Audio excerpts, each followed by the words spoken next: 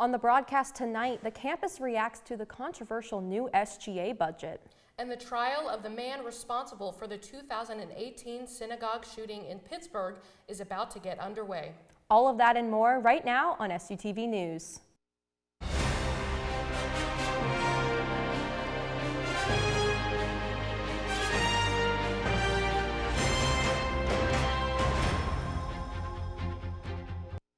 Thanks for joining us on SUTV News. I'm Bailey Casada.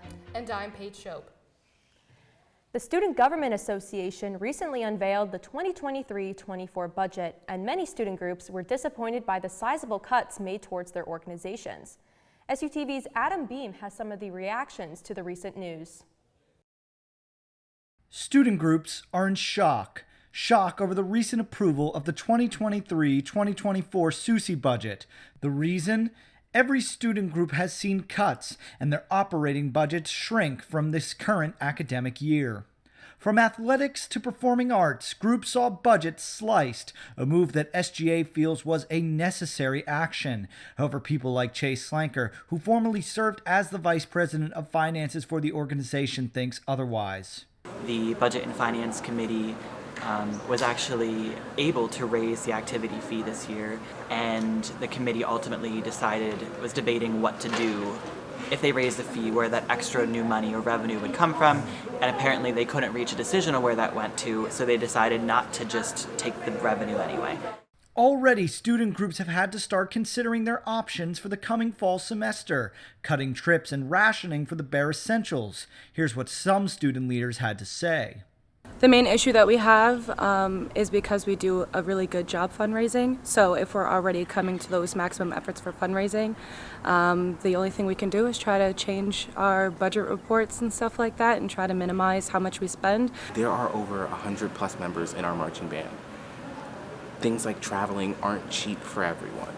Not everyone would be able to go out there with the cuts on their own and be able to provide the funds that they would need in order to go with the band to these places.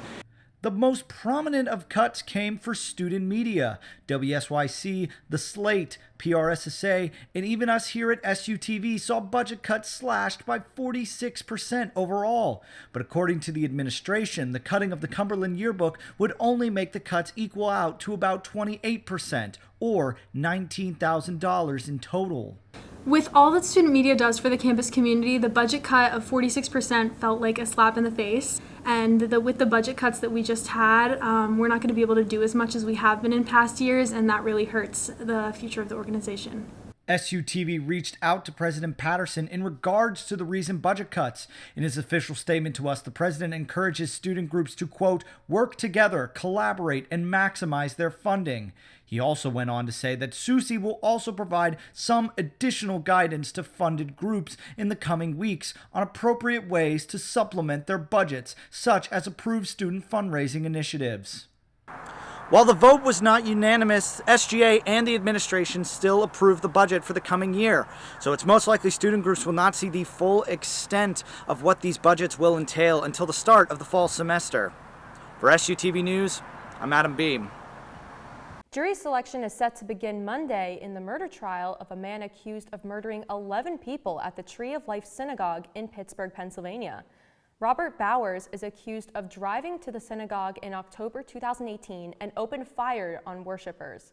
The prosecutors say he was armed with an assault rifle, then exchanged gunfire with a SWAT team, before officers wounded Bowers and took him into custody. Legal wrangling prevented the case from going to trial sooner. Bowers could face the death penalty if the jury convicts him. The trial is expected to last several weeks.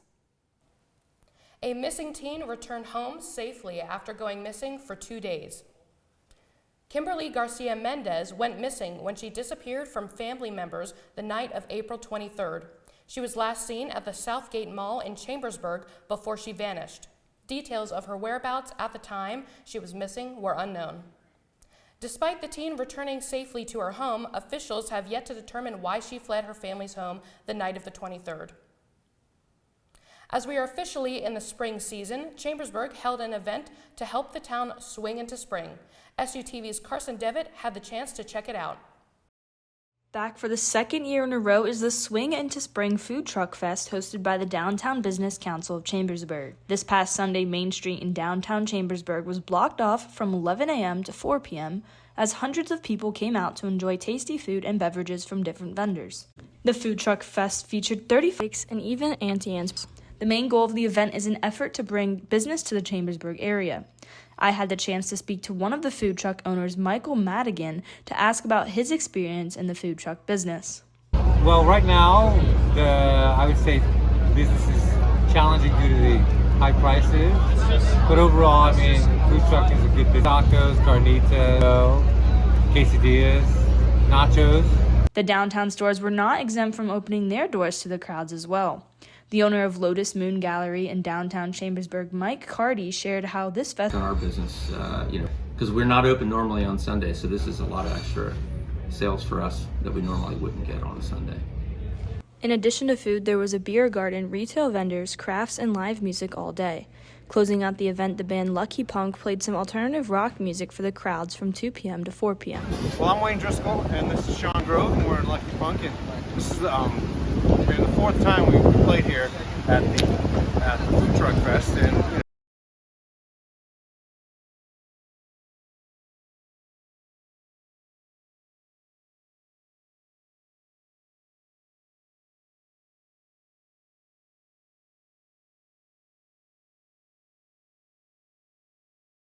The food pantry at the Coy Public Library downtown has been stocked for possibly the last time. Here's Maxwell Breezy with the story. I'm here at Cub 105, the usual meeting spot of the Young Democratic Socialists of America campus group. And today's meeting might very well be their last. The Young Democratic Socialists of America group embarked last night on their final grocery store run of the semester, and quite possibly the final run for the group completely.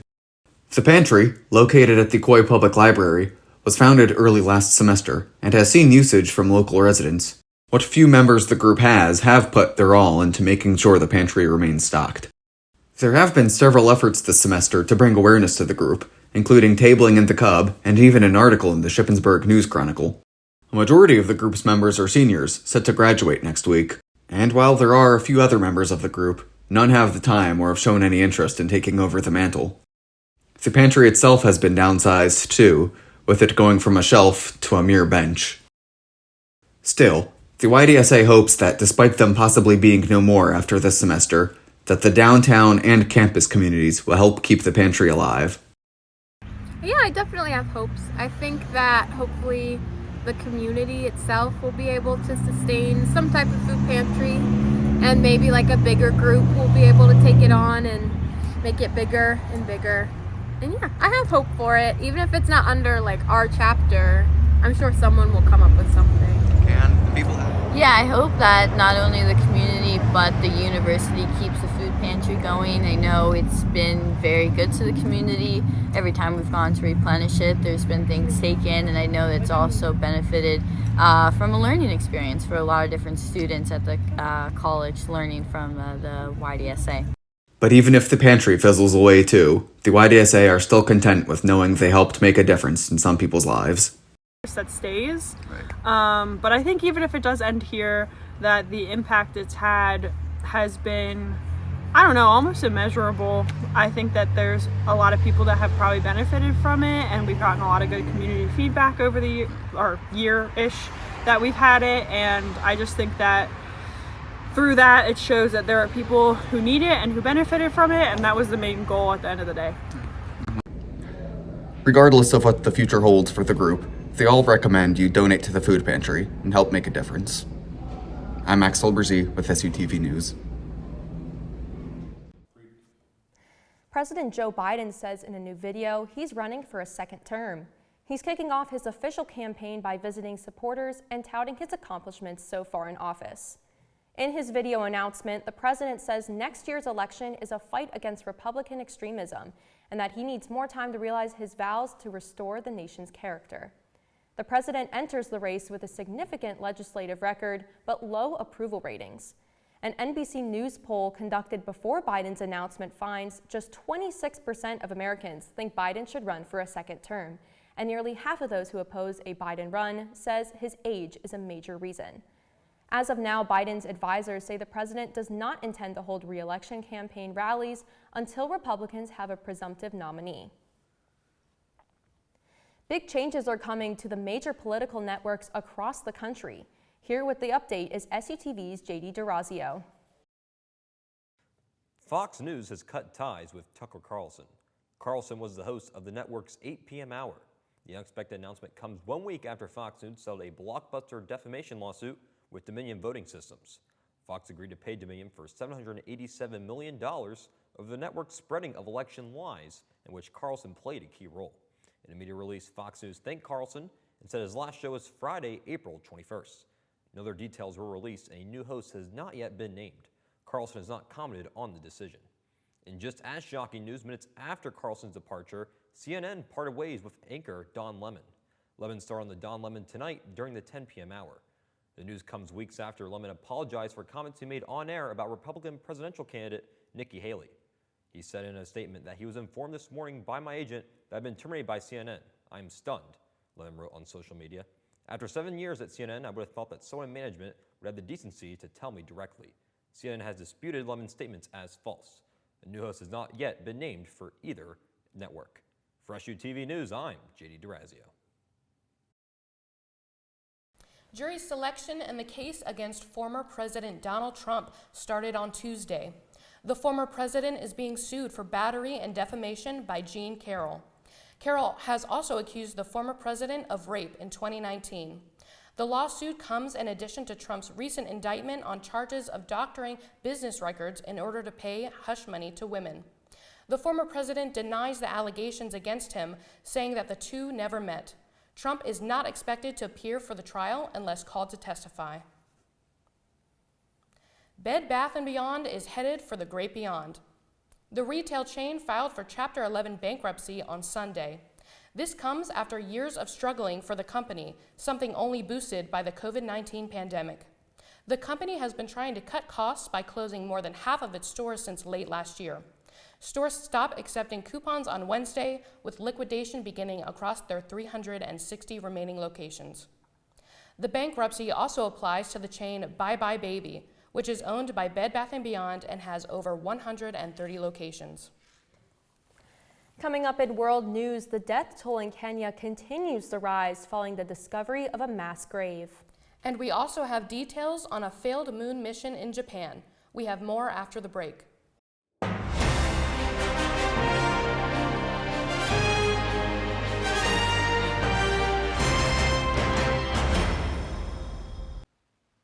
Thanks, Paige. A Japanese company says it lost contact with their first commercially developed spacecraft that was supposed to land on the moon. iSpace, the Japanese company developing the spacecraft, says it assumes that Hakuto R failed its scheduled landing Tuesday after losing contact with the lander after its 3-month trek that started back in December. Touchdown was expected to occur on Tuesday at 12:40 p.m. Eastern Time or Wednesday at 1:40 a.m. Japan Standard Time. Hakuto R was also carrying the Rashid rover, the first lunar spacecraft created by Dubai's Mohammed bin Rashid Space Center in the United Arab Emirates. A statement was released afterwards saying, quote, "Though the mission did not achieve its ultimate goal, by successfully reaching cislunar space and orbiting the moon, the mission represents an important step forward for the international space economy," end quote. Throughout history, only 3 countries have ever successfully landed on the moon: the United States, the former Soviet Union, and China. The death toll has risen to 98 following the discovery of a mass grave in Kenya. Authorities began to exhume the bodies last Friday from the mass grave that was discovered in an 800-acre area of the Shakahola Forest in eastern Kenya. The dead are all part of the Good News International Church, which was founded by Paul Mackenzie in 2003.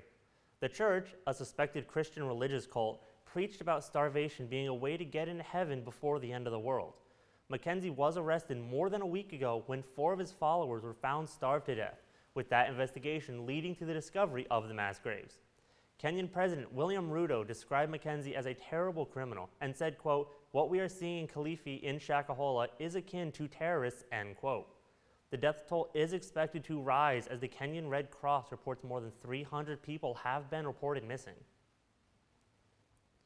and two British-based tobacco companies that allegedly sold their products to North Korea have reached a settlement with the Justice Department. British American Tobacco Marketing Singapore and its parent company, British American Tobacco, will pay the United States more than $600 million for violating U.S. sanctions against North Korea.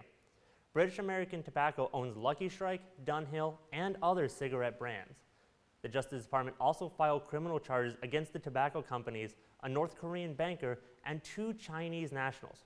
Prosecutors allege the money from the tobacco sales helped fund North Korea's weapons programs. The Justice Department says the charges against the tobacco companies could get dropped if they fulfill certain agreements and continue to cooperate with prosecutors. The men charged are not yet in custody. A Connecticut woman has been missing for over 2 weeks after taking a hiking trip in Japan back in March. Now, her family is headed to Japan leading search to find their loved one. Angelica Torino reports. She's an avid hiker. Her and Kirk have done different hiking trips for years. Patricia Wu Murad, also known as Patty, has not been seen in exactly 2 weeks. Patty flew to Japan in early March to go on a pilgrimage along the Kumano-Kudo Trail. This is her third pilgrimage, and it's not unusual for her to go by herself. A couple days had passed since Patty's husband Kirk had heard from her at all and began to worry. Thursday night our time, which was Friday their time, that he was notified late on Thursday, just for midnight, that Patty was missing. She was last seen on April 10th after leaving the Mondokoro guest house. We don't know for sure if she got on the trail, but we can only assume that she did. Patty's husband, son, and Julie's niece have hit the ground running in Japan with efforts to find her. Between the three of them, they're getting all of the Mountain View search and rescue team, the volunteers. But the search isn't coming up easy. A GoFundMe has been started to cover various expenses. We're also paying for lodging. We're paying for search and rescue dogs. We also are paying for a helicopter, not to mention the costs to get the family out there to search for her. That's it for this week's World News. I'm Carmine Chicatano. I'll see you all at the end of the show, but for now, let's send it back to Paige and Bailey at the desk. When we come back in entertainment, we have a new review of Evil Dead Rise. We have more after the break.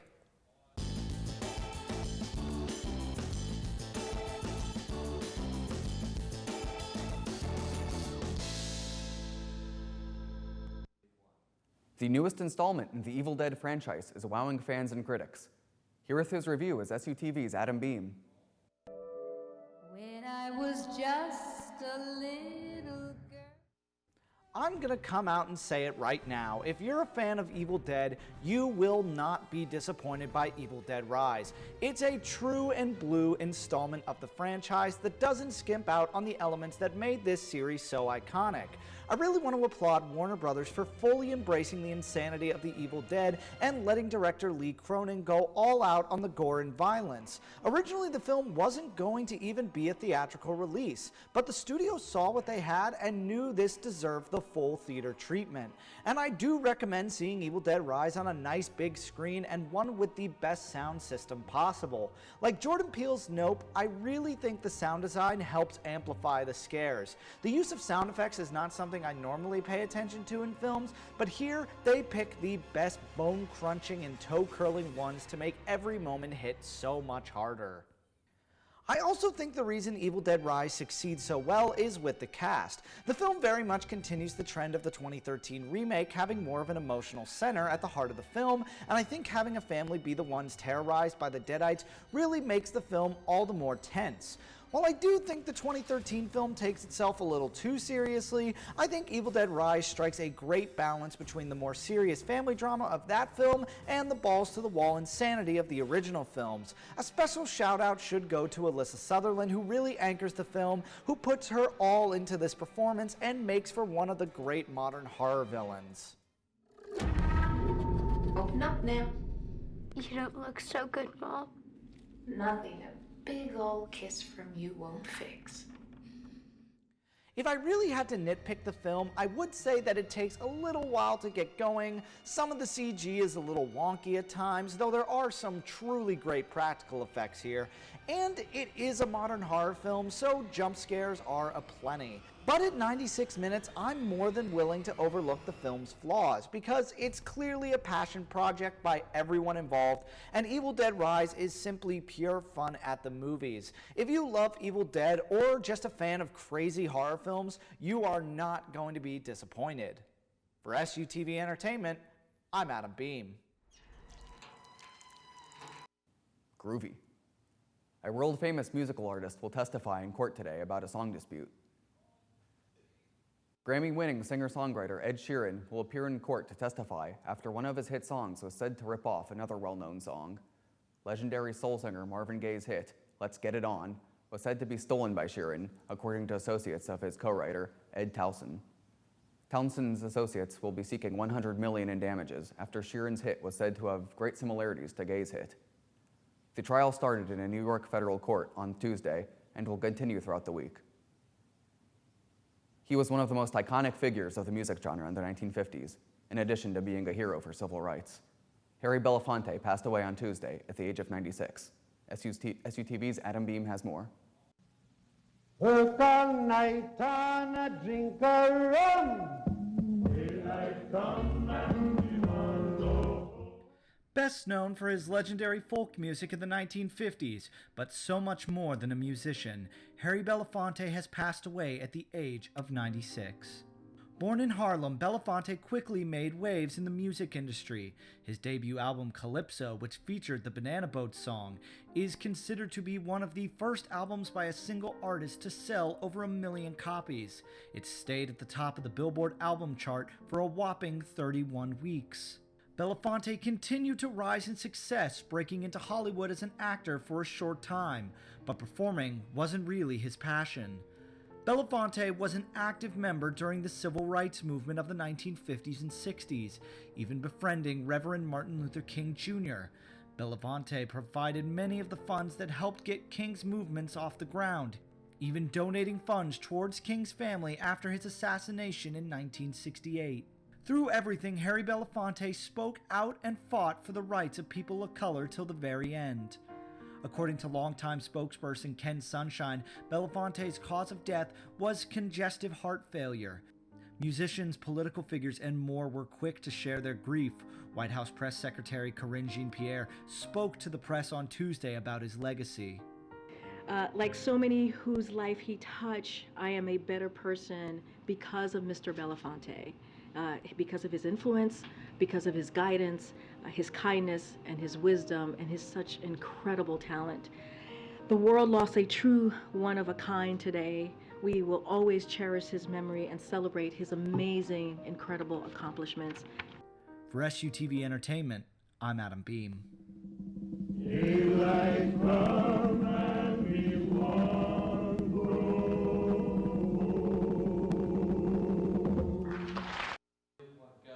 Four-time Grammy winner Pat Benatar is coming to the Lurs Performing Arts Center this summer. July 26th at 7:30 p.m., Benatar will be performing her classic hits. Many of you may know her from songs like Hit Me With Your Best Shot, We Belong, and Heartbreaker. We spoke with the marketing director of Lurs, Katie Perkowski, to hear how SHIP was able to bring Benatar to the Lurs Performing Arts Center. So the director of Lurs Center, Robin Dolben, maintains relationships with agents all over the country. And when they're crafting a tour like this, they are trying to make stops in the most optimal places across the country. And we lucked out and got Pat Benatar and Neil Giraldo. If you're interested in seeing Benatar this summer, tickets are available for purchase now at Lurs' website or at the box office at the Lurs Performing Arts Center. The trailer for the latest installment in the Ultraman series was released last week. Ultraman Blazar is the 33rd entry in the long-running Japanese franchise, which started in 1966 and has been going strong ever since, including a major motion picture just last year. The trailer for this latest season seems to promise a darker tone than the past several, but things aren't all grim, with a giant robotic dinosaur at our hero's side. A whole lot of new monsters are also rumored to be appearing. Blazar's lead actor is Tomoya Warabino, who at 35 is a good deal older than most other stars of these shows. Ultraman Blazar premieres on July 8th. It will be broadcast on YouTube for US viewers, with an English dub also announced. And also announced this week is an American animated Ultraman movie, set to premiere on Netflix in 2024. We'll likely find out more about it in months to come. I'm Axel Brzee. Thank you for joining me in entertainment. I will see you all later, but for now, let's return to the desk. When we come back in sports, we have recaps of the NHL and NBA playoffs. And the Shippensburg baseball team's performance from this week, so stay tuned.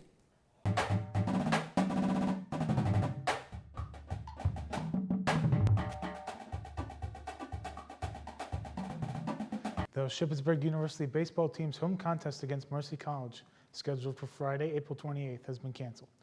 Saturday's doubleheader has been moved to a noon start, and senior day celebrations will occur between games. The schedule change was made because of the likelihood of inclement weather. Can we start that again?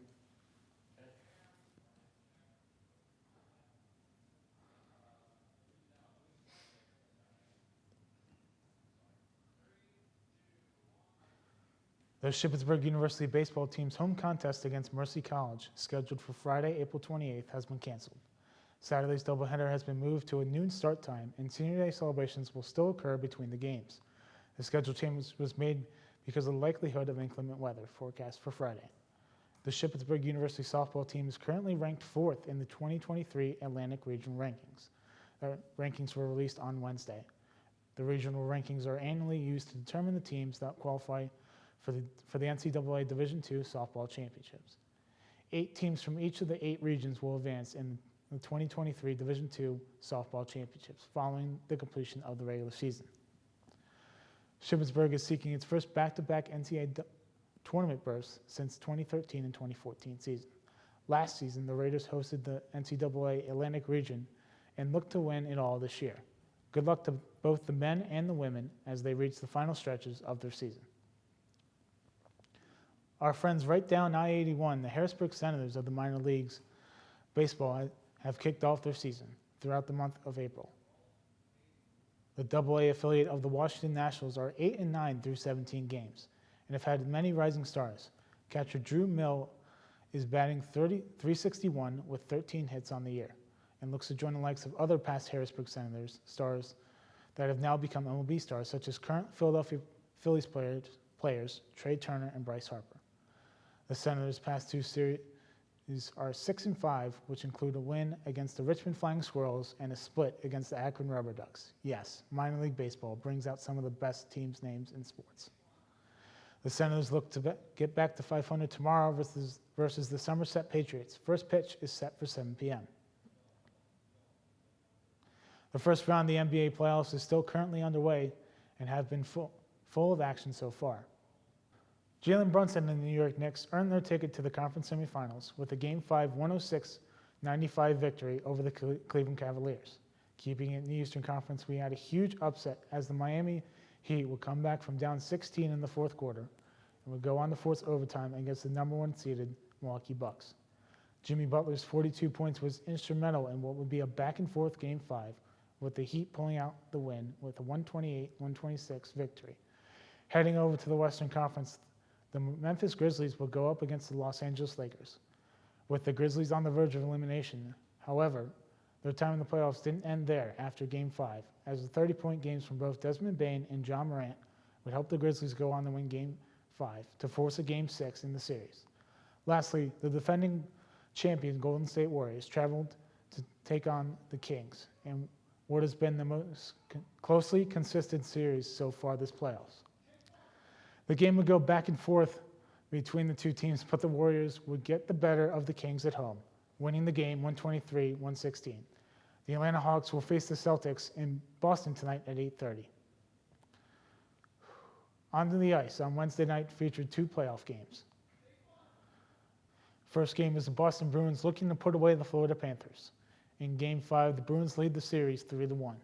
Panthers struck first when Duclair tips in the loose puck and puts the Panthers up 1-0. In the second period, the Bruins struck back.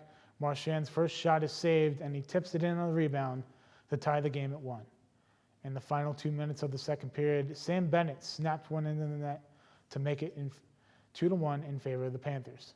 On to the third period, Bruins win the faceoff and Bergeron tips in the shot to tie the game at 2. A few minutes later, Panthers on the power play.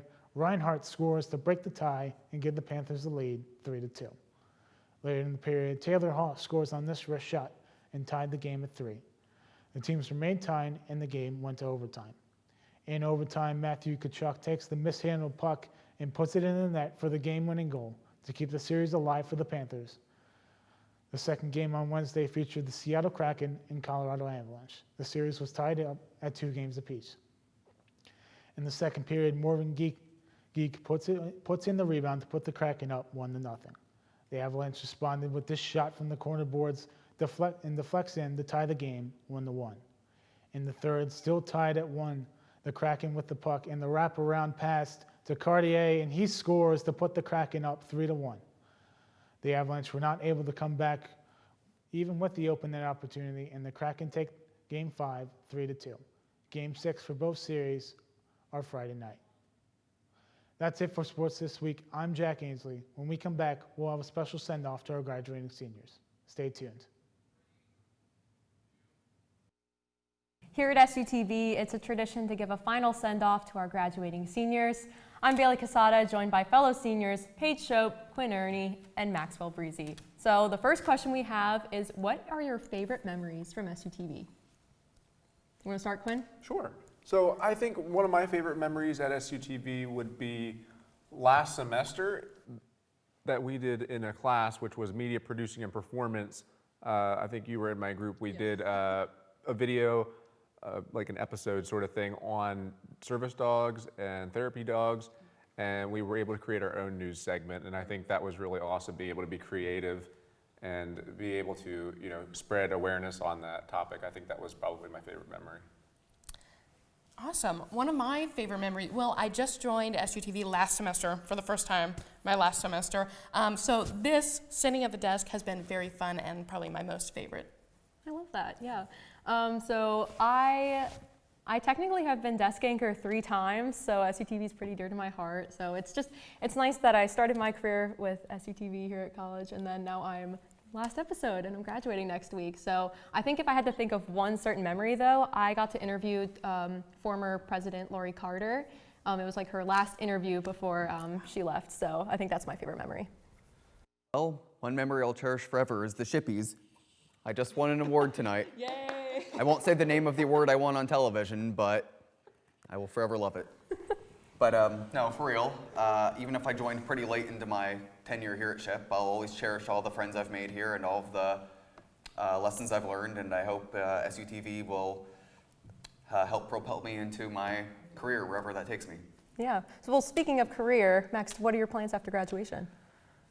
Wherever the wind takes me. I have several things, quite a few opportunities I think lined up that I can probably get into. I kind of hope to take it a little bit easy after graduating, spend some time with my family, maybe travel a bit.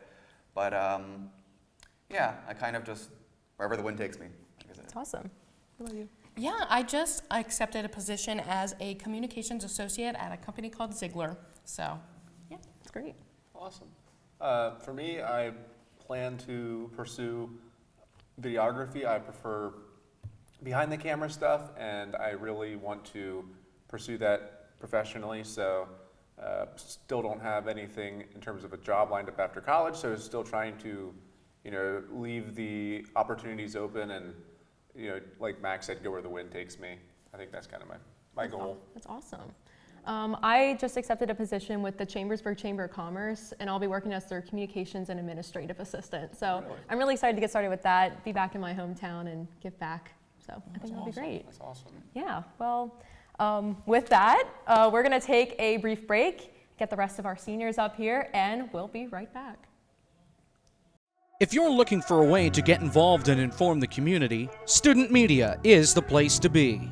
With SHIP's award-winning newspaper, The Slate, Emmy-winning television station, SUTV, campus radio station, 88.7 WSYC, and Public Relations Society, PRSSA, no matter what you're interested in, student media has something for you. Visit the second floor of the Cub or Roland Hall for more information. This is a public service message from SU. And we're back. I'm Carmine Chicatano, now joined by Ryan Cleary and Jack Ansley. So let's just keep this going. First question, what's your favorite memories from SUTV? Ryan, we'll start with you.